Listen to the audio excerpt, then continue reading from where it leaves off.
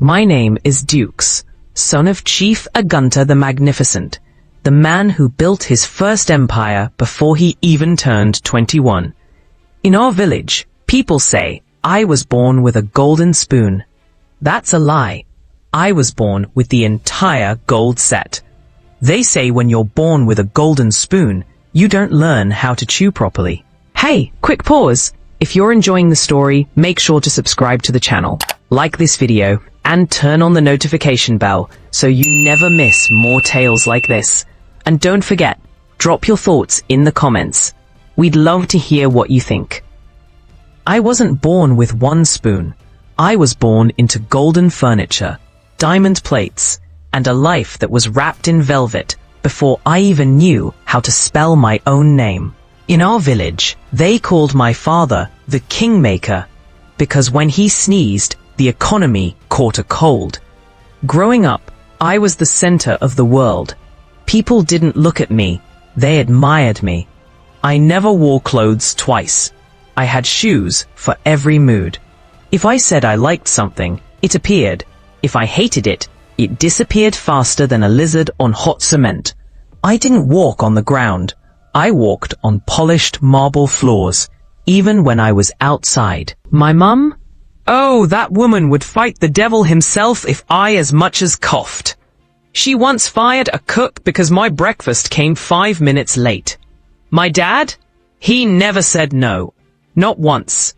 If I said I wanted to go to Dubai tonight, he said, jet or commercial. I wasn't just pampered, I was worshipped. By 16, I had my own driver. By 17, my dad bought me a 6-bedroom duplex as a welcome to manhood gift. At 18, I had access to an account that most state governors would envy. But the money, it poisoned me.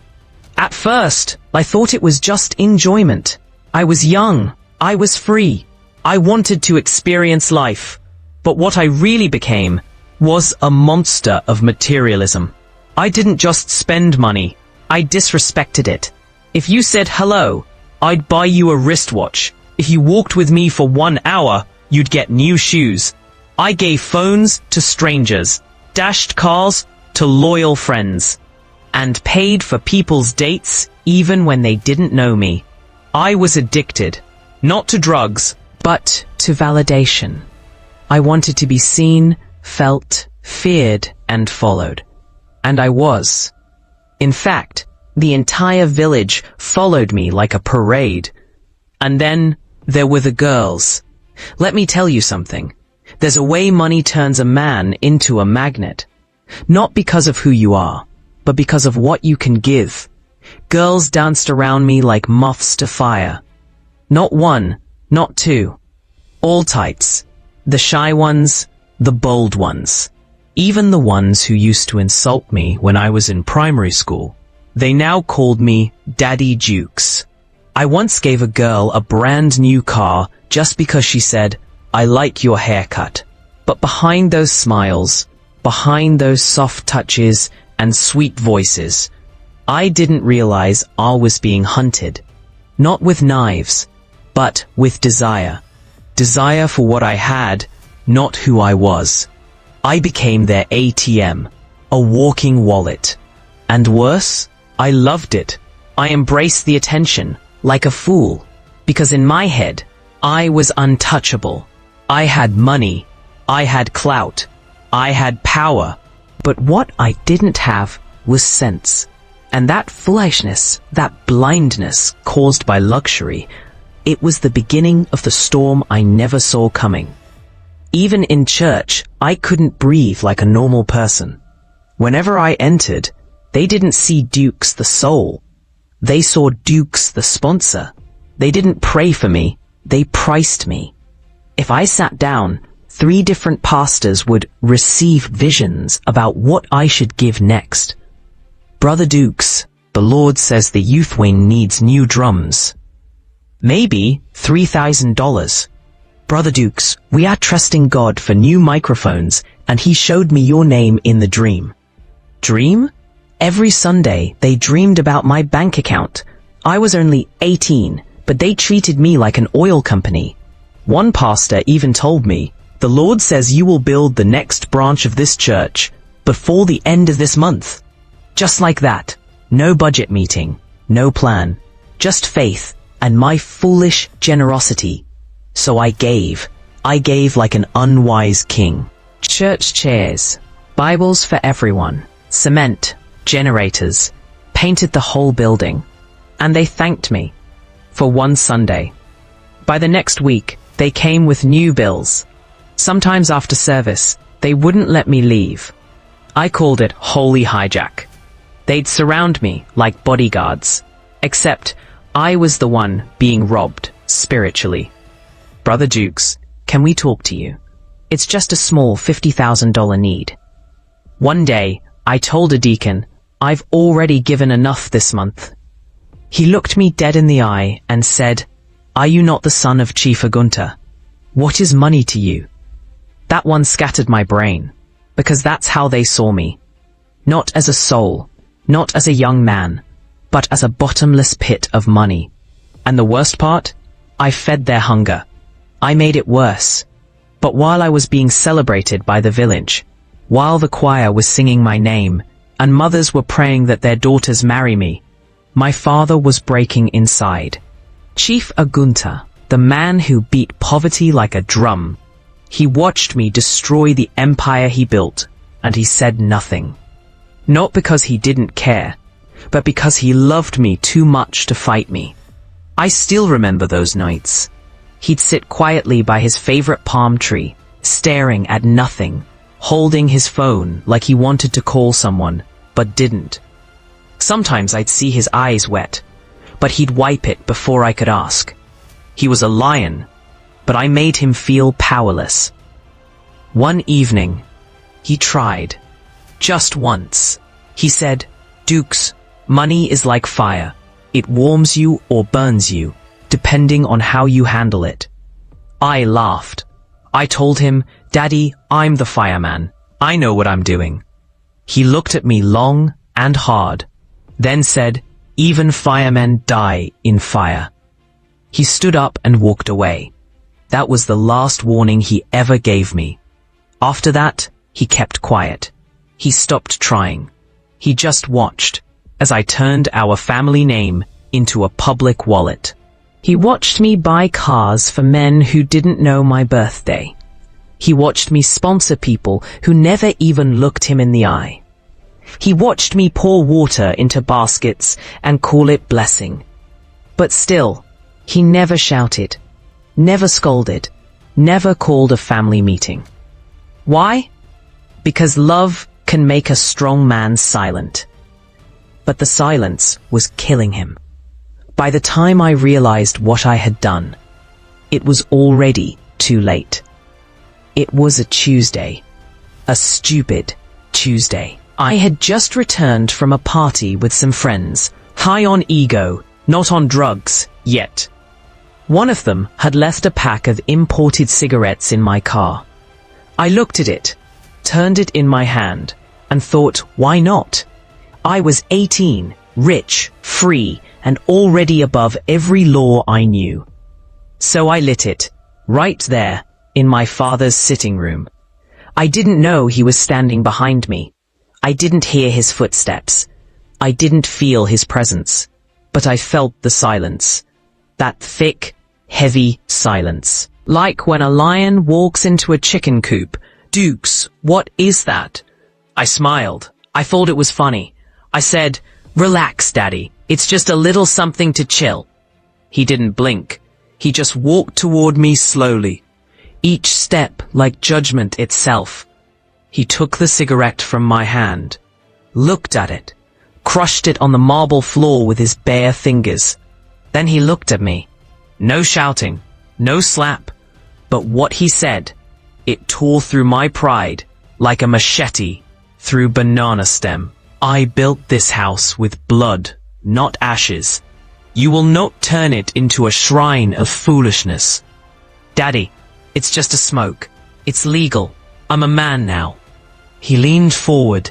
His voice dropped into a whisper, so quiet it felt like thunder. You think being a man is about puffing poison. I fought poverty, without a single smoke in my mouth. You, with everything handed to you, want to decorate your lungs like a dustbin. That moment, it silenced me more than any slap could. I tried to speak. He raised one hand, not to hit me, but to silence me. Then he said the words I still hear in my dreams. Dukes, my greatest fear is that I've raised a rich fool. You have money, but no mission. You have freedom, but no wisdom. You wear my name, but you shame my legacy. If you want to destroy yourself, do it outside my walls. He walked out. The room stayed cold. I stayed frozen. And the cigarette? That was the last one I touched. For now. I didn't understand then. But now I know. That wasn't just about smoke. It was about identity, legacy, respect. He wasn't angry about tobacco. He was mourning the death of the man he hoped I would become. One morning, after 3 weeks, something tragic happened. Bright morning, birds chirping, soft breeze, luggage being wheeled out to a car. Mr. and Mrs. Agunta dressed elegantly, smiling, waving. That morning, everything was perfect. Daddy wore his favorite blue agbada, the one he called the victory cloth. Mummy, she wore gold and coral beads, like a queen going to a coronation. They were going to Seychelles. Just a short vacation, they said. We'll be back by Sunday, they promised. We laughed, took selfies. They prayed over me like they always did. Daddy touched my head and said, "You are covered, Dukes. Don't burn the house down while we're away." I smirked and said, "Don't worry. Just enjoy yourselves. The kingdom is in safe hands." If only I knew. Their flight took off at exactly 9:23 a.m. Smooth, clean, no delay. But at 11:02 a.m., everything changed. I was half asleep. My phone had rung 6 times. Different numbers. I picked it up, annoyed. A voice. Shaky. It was our company's personal secretary. "Dukes, have you heard? Please, don't panic." The moment someone says don't panic, you know panic is near. I sat up. What happened? Silence. "Sir, the plane, your parents, there's been an incident, a crash. They didn't make it." I didn't cry. Not at first. I thought it was a prank, a mistake. I thought, maybe they're just injured. Maybe they'll call me and laugh it off. But more calls came. News updates, channels, Arise, BBC, private chartered flight, crashes in Gulf of Aden. No survivors. No survivors. No survivors. No survivors. I started screaming down the street. "It's a lie! It's a lie! My parents can't die." Neighbors ran out. Some tried to hold me. I bit one of them. I don't even remember doing it. That day, I became an animal. Not because I wanted to, but because when life tears your heart out through your ears, you forget how to be human. I cried. Yes, I did. But only for 24 hours. Why? Because before the tears could dry, the lawyers arrived. They didn't even let me breathe. They handed me papers. "You're now the heir to all of Chief Agunta's assets." I nodded, dead inside. But my eyes saw numbers, houses, stocks, accounts, land. And suddenly, grief turned to power. I stood there, wearing his perfume, his watch. And I said to myself, now I am the lion. But I was a lion with no pride, no pack, and no scars. Just money and emptiness. I smoked my first cigarette that night. Right there, on the bed where my parents used to pray. I lit it, inhaled, blew it into the ceiling, and whispered, I'm free now. But I wasn't free. I was fatherless, motherless, and heading straight to hell with my eyes open. They say grief humbles a man. For me, grief gave me wings, but no sense of direction. After my parents died, I didn't heal. I celebrated. Yes, I threw a party 1 week after their burial. People whispered, Dukes didn't mourn long. This boy na heartless billionaire. But they still came. To eat, to dance, to collect. I started spending like a man who owns time. Bought myself a new Benz. Bought 2 more for my best friends. Rented a yacht in Vegas just to throw a 3-hour party. In church? Let me tell you the madness. Whenever I stepped into church, they changed the sermon. From salvation to sponsorship. Brother Dukes, God will bless you even more if you sow a seed of $5,000 today. Brother Dukes, we see a vision. Sow into this altar for your parents' souls. I didn't even blink. I dropped $10,000 in one service. The next Sunday, the pastor called me to the altar, said, "We bless God for this young billionaire. He is a destiny helper." Destiny helper? I couldn't even help myself. But they didn't care. Even the ushers started reserving the front seat for me. Offering bags became my mailbox. Hey, quick pause. If you're enjoying the story, make sure to subscribe to the channel, like this video, and turn on the notification bell so you never miss more tales like this. And don't forget, drop your thoughts in the comments. We'd love to hear what you think. I thought it was love, but it was hunger in disguise. I became the god of giveaways, bought phones for everyone, paid house rent for strangers, threw weekend parties that cost what some families need for a year. And my friends? They hailed me daily. Billionaire Dukes, young chief, Odogwu of the new age. None of them ever told me, slow down, save, think. Why would they? A leaking pipe does not warn the landlord. It just keeps leaking until everything is gone. One afternoon day, I felt asleep, and while dreaming my dad appeared, still saying the words he told me when he was alive. Dukes, wealth without wisdom is wildfire in dry season. Your spending like money grows by rain, but it dies by drought. One day, if business shakes, even a little, you'll see who really loves you. I had laughed that day. I said, "Daddy, relax. Even if business crashes, I'll still have more than enough." Now I know. Business doesn't care. Business doesn't knock before it crashes.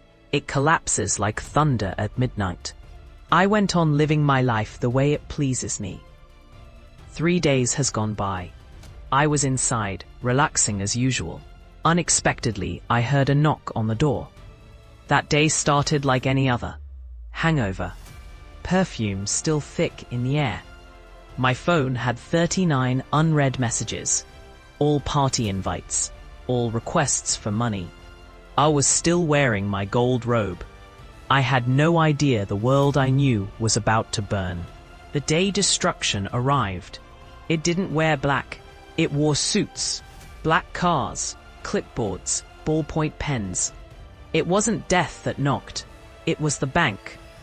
I was still trying to remember the name of the girl I partied with the night before. My head was heavy from champagne. I hadn't even brushed my teeth. Then, the tallest man handed me a brown envelope. "Mr. Dukes, we're from Eastwood Capital Finance. We're here on behalf of your late father's pending obligations." "Obligations?" I asked. He continued without blinking. "As of 3 months before his passing, your father owed $18.6 million. His businesses began defaulting 6 weeks before his death. We gave extensions. We waited for restructuring. None happened. So today, we act." I blinked. "Act how?" The lead man opened a file. Inside were documents, signed, sealed, stamped, all with my father's name. He had mortgaged Our family estate. The entire rental property we built behind the village square. My mother's gold and diamond vault. And yes, even the house I was standing in.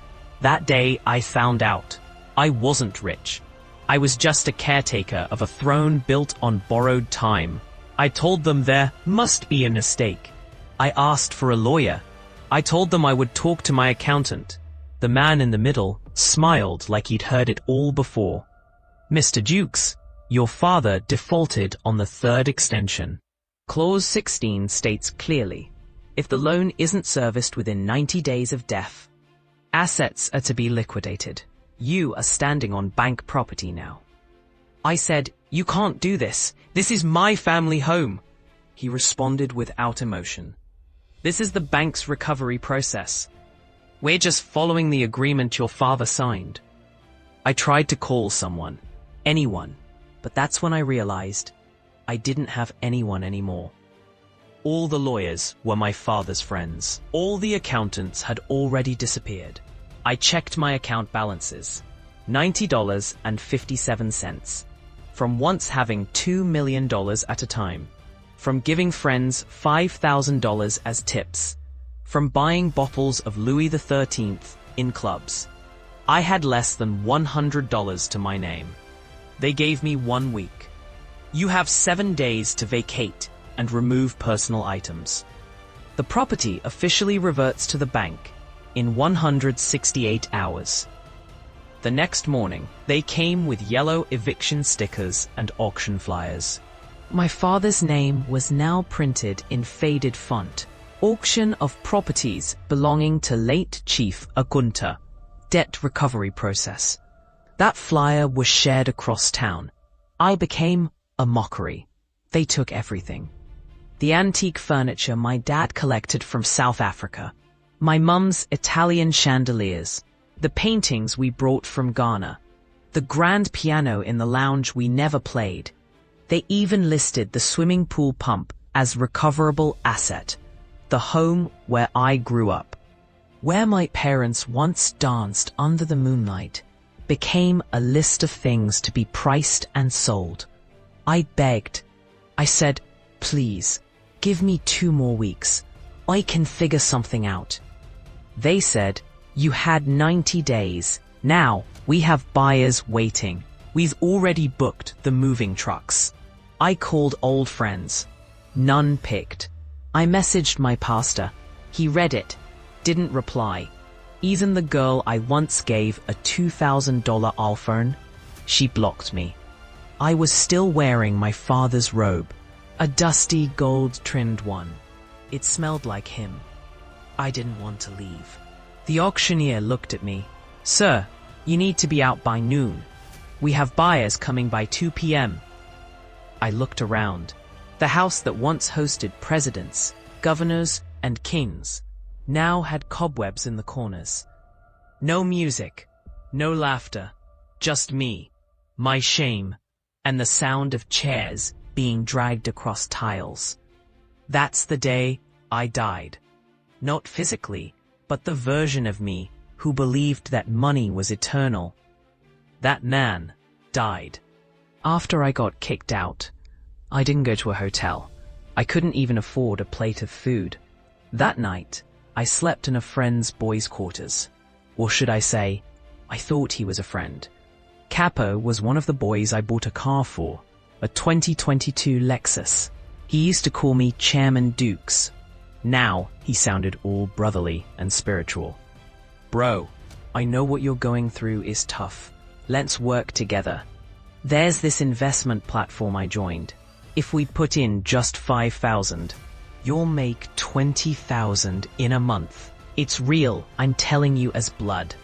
I believed him. I sold my father's rare gold ring, the last thing I had of value, gave him the 5,000. Till today, I haven't seen that boy again. Then came Mr. Tegger and Mr. Collins. Both well-dressed, came with files and fancy talk. We worked with your father. He had offshore funds in Dubai, but we need access fees to retrieve it. Just 10,000. You'll get 500,000 immediately. I was desperate, hungry, stupid. I found a microloan app and borrowed $2,000. Sold my last pair of Gucci sneakers for $800. Raised the money. I signed papers, even thumbprinted. Guess what? Those men vanished into thin air. The documents? Printed on fake legal paper. The stamps? Bought from a market vendor. By the third month, I could barely eat. I was borrowing bread. Yes, borrowing. I'd beg the roadside woman. "Auntie, I beg let me eat this akara. I go pay next week." I started wearing my cousin's school uniform just to fit in public transport without stairs. The boy who once tipped security guards $50 just for opening his car door now had to walk past them and beg for a ride on a bike. Do you know what betrayal feels like? Not when enemies stab you, but when the same people you lifted, the ones who used to call you boss, now cross the street when they see you coming. I went back to the church, the same church that once made me a deacon's assistant for donating $25,000 to their roof project. This time, I went not as a donor, but as a beggar. The usher at the door said, "Sorry bro, we don't allow loitering here. Try the welfare office across the street." I smiled, because even God's house had forgotten who I was. That night, I slept under the mango tree behind our former estate. Mosquitoes singing like a choir. Breeze slicing my ribs, stomach grinding like broken gear. That's the night I realized money doesn't make you rich. Wisdom does, and I had none. There's a kind of hunger that breaks not just your body, but your pride. That day, I hadn't eaten in 48 hours. I was sitting by a mechanic shop I volunteered at, just to have a place to sleep. They didn't pay me, but they let me mop the floor and wash carburetors for leftover Gary. That morning, something strange happened. A crumpled sheet of newspaper blew across the dust.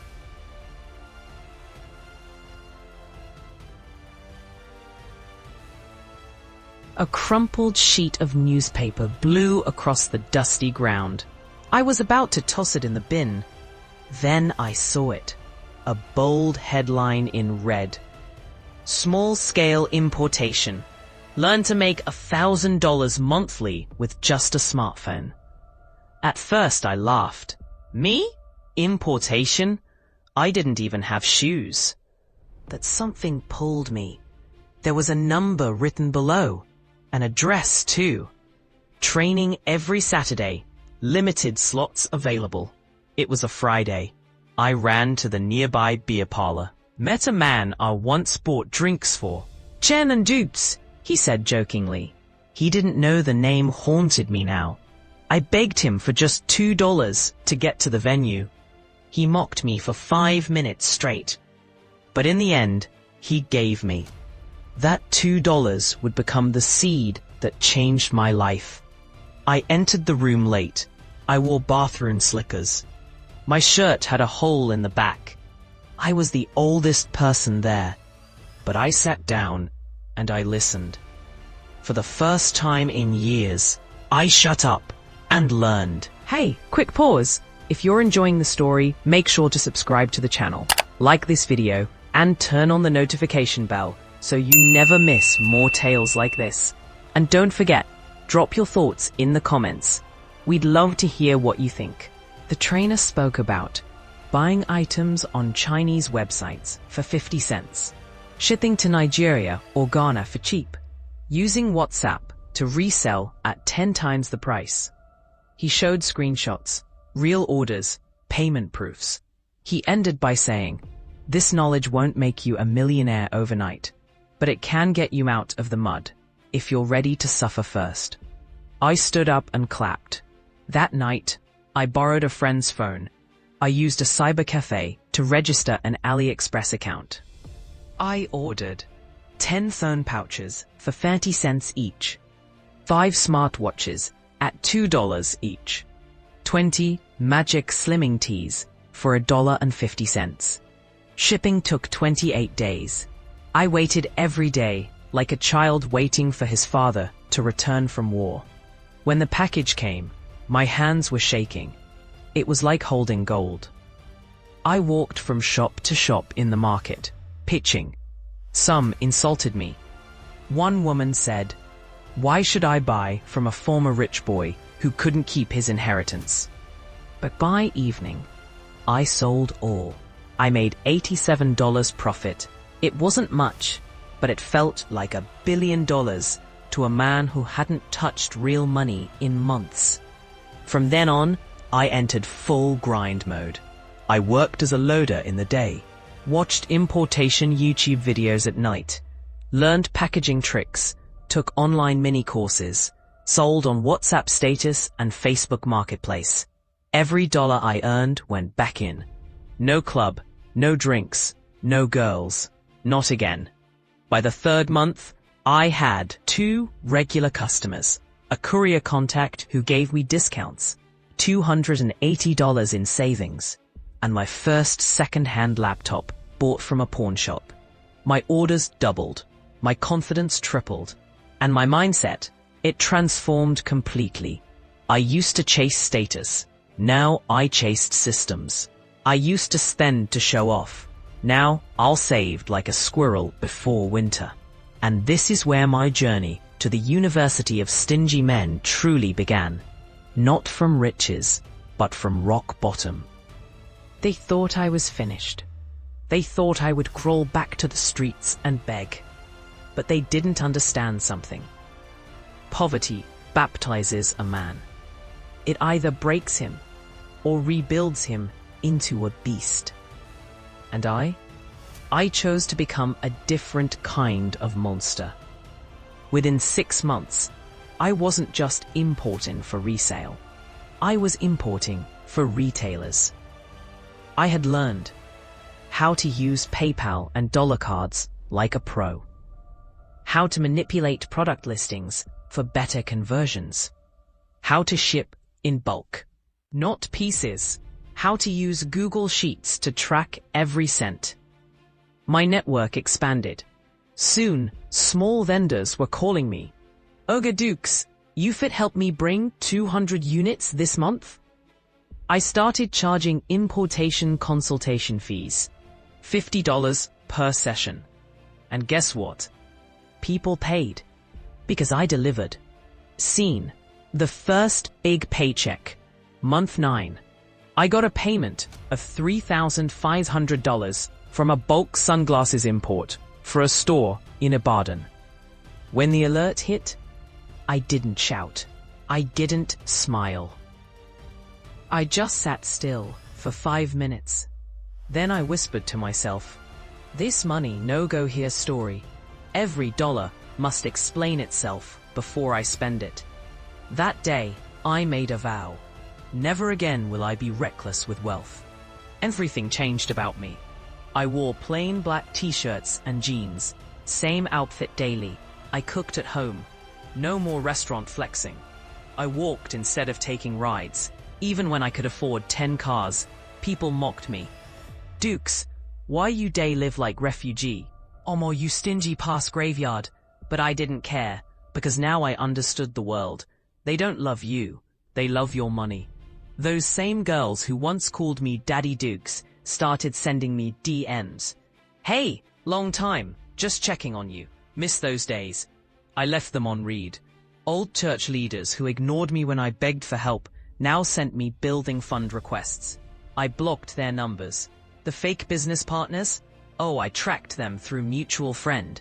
And though I didn't fight them with fists, I made sure they could never enter my new circles. Because I no longer threw pearls before pigs. Year 1, month 12. I bought my first house. Cash. $42,000 in full payment. But there was no party, no announcement, no Instagram post. Just a silent key. And a note I pasted on the inside wall. This house was built with pain, not pride. It was on a quiet Monday. I got a text from an unknown number. They didn't call me. They didn't shout my name on a stage. They didn't hang a banner. They simply watched, in silence. And when the time was right, they invited me. It came in a matte black envelope. No logo, no stamp. Just my name handwritten in blood red ink. Dukes. Inside was a card. Thick, heavy, golden edges. You are now eligible. Respond with yes to accept full induction into the University of Stingy Men. Fraternity of Frugal Sons. I thought it was a prank, but deep down, I knew what it meant. That night, as I typed yes, my hands trembled. Not from fear, but from memory. Memories of my father's voice saying, "Dukes, money is not love." Fake friends dancing around my Range Rover. Girls fighting over who gets the key to my apartment. The church altar demanding $500 seed for breakthrough. My stomach groaning in an unpainted boys' quarter. The bank notice posted on my gate. That yes wasn't acceptance. It was vengeance. 2 days later, a rider dropped off a box. No conversation, just a slight nod. Inside, a black t-shirt, USM official member. A notebook titled The Frugal Code, 101 Rules of the Brotherhood. A coin, solid metal. One side, a closed palm. Other side, a bleeding heart. Under it all, a sealed letter. Welcome, member number 0189. From today, your life belongs to discipline. No show-off, no unnecessary giving. You are now a custodian of lessons earned by blood. We say no with memory. I was invited to a private meeting. Venue, a back room behind a quiet cafe. 6 other men sat, all in black. Silent, calm. They didn't clap, they didn't smile. They simply nodded when I walked in. The leader, he was called the treasurer, spoke slowly. Dukes, you have proven pain. You have proven correction. But now, prove control. He gave me the rules. 1. Never give emotionally. Give only logically. 2. No loan is real without collateral, even for blood. 3. Luxury is not a reward. It is a trap. 4.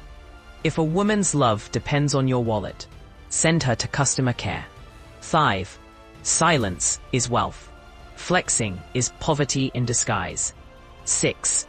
Never give twice to an ungrateful soul. 7. Charity must be earned, not begged. They didn't baptize me with water. They baptized me with memory. No certificate, no champagne, just a black hoodie and a tighter jaw. From that day, I was no longer just Duke's son of a gunter. I became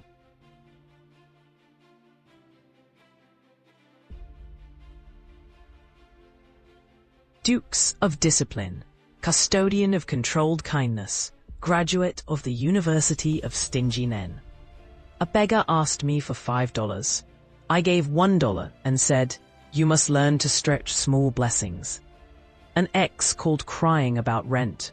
I replied, "You once rejected me because I had nothing. Now go beg someone with everything." A cousin asked for a business loan. I replied, "Send your pitch deck. No deck, no dollar." People said I changed. They were right. Pain changed me. Poverty taught me. The University of Stingy Men graduated me. If you ever see me and say, "Ah, Dukes, you know they help people again, oh," tell them, I do help. I help people help themselves. Because this world doesn't reward the fool. Hey, quick pause. If you're enjoying the story, make sure to subscribe to the channel, like this video, and turn on the notification bell so you never miss more tales like this. And don't forget, drop your thoughts in the comments. We'd love to hear what you think. Doesn't reward the foolish. It only respects the disciplined. And now, I respect myself enough to say no, even if you cry blood. They say pain makes you cold, but what they don't tell you is this. Sometimes, pain comes back, wearing a familiar face. The name hit me like a forgotten song. Fola. The same girl who laughed when I lost everything. The same one who said, "What's the point of dating a broke prince?" That day, she called me. She was crying. She was broken. "Dukes, please. My mum is in the hospital. I need $2,000 for surgery. Please, I'm begging you. I know I hurt you, but I'm sorry. Help me, please." The old Dukes, he would have sent $5,000 and a bouquet of roses. But the new me? The graduate of the University of Stingy Men. I didn't speak for 10 seconds. Then I said 4 words. "Fola, send me proof." She sent pictures, medical reports, voice notes from nurses, even the hospital bill with her mum's name on it. It was real. I leaned back in my chair. My fingers hovered over the transfer button. I remembered her perfume. I remembered how she said my mansion was too quiet and too broke for her vibe. I also remembered the hunger, the fake friends, the church betrayal, the empty gate after eviction. My chest was tight. Was I truly heartless now? Was I becoming the monster they warned me about? But then I remembered the rule. Never give emotionally. Give only with logic and structure. So I called her back. "Fola, listen, I'm not going to lie. I'm not the old me. I don't give handouts. But here's the deal. I'll pay 50% of the bill, $1,000, but it will be sent directly to the hospital account. Not to you. And after that, we don't speak again." She paused. Then she cried harder. "Thank you, Dukes. Thank you. I was wrong. You're the only one who picked up." I didn't say anything else. I dropped the call, and I made the payment. Straight to the hospital. No emotions. No drama. Just action. She texted me long paragraphs. I didn't reply, because help doesn't mean reconnection. 2 weeks later, another test came. My uncle, the same one who sold my father's Jeep behind my back after the crash. The same man who said Dukes is too spoiled to survive in this world. He showed up, looking tired, wearing cheap sandals, eyes watery. "Dukes, I know we've had our differences, but your cousin's fees. She got admission to study nursing. If you can help, I'll pay back." I smiled, but it wasn't warm. It was the smile of a man who's eaten betrayal for breakfast. "Uncle, I will sponsor her education, but under my own terms. I'll pay the school fees directly, but every receipt will be in my name. And from now on, don't call me for personal favors. I'm not your son. I'm your late brother's product." He blinked. He was embarrassed, but he nodded. "Some people say I'm too hard now. They say I've turned my heart into stone. But let me ask you this. Where were they when I slept on the floor? When my father's legacy was stolen? When I begged and they laughed? The truth is brutal. Soft men die slowly in a wicked world. Only the disciplined survive. I'm not wicked. I just learned the cost of kindness. And now, every dollar I spend must pass an interview. One fateful morning, a boy named Ebuka walked to my office wearing some kind of ignorant dressing. Yeah, that was how I behave when I was living in ignorant. When I saw him walk in, I nearly laughed. The fake swagger, the foolish glow, the smell of perfume that couldn't hide the scent of arrogant ignorance. I wasn't looking at Ebuka. I was looking at myself 6 years ago. "Boss Dukes, I beg. I just need $2,000 to blow this crypto project. Once he click, I go return him am double. You day successful now, just run 'em for me." He smiled.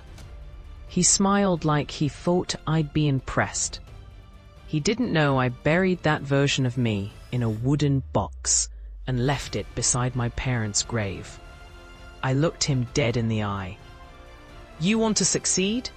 Go and suffer first. Sleep in heat. Eat beans and soak Gary till your teeth know poverty. Then come back. If you survive that, you won't need to beg me again. You'll never need to beg anyone again. He blinked, swallowed hard. I could see the pride melting, but I wasn't finished. You remind me of a boy who thought money made him untouchable, who thought buying his friends would buy their loyalty, who learned too late that when money disappears, even the echo in your house stops replying. That boy is dead now. His name was Dukes. I buried him the day my father's casket went into the ground. I handed him a notebook. No money, just a blank, leather-bound notebook. On the first page, I wrote one sentence. Write down what your hunger teaches you. It'll be worth more than any loan. He didn't understand it that day, but one day he will. I am not generous. I am not wicked. I am restructured. And if you ever ask me for help, hoping I'll feel sorry for you, I will not, because the world didn't feel sorry for me. It taught me that pity does not build empires, pain does not wait for handouts, and money is not for the loud, it's for the learned. This is the tale of Dukes, the boy who lost everything and paid for the lesson with his soul, a proud graduate of the University of Stingy Men.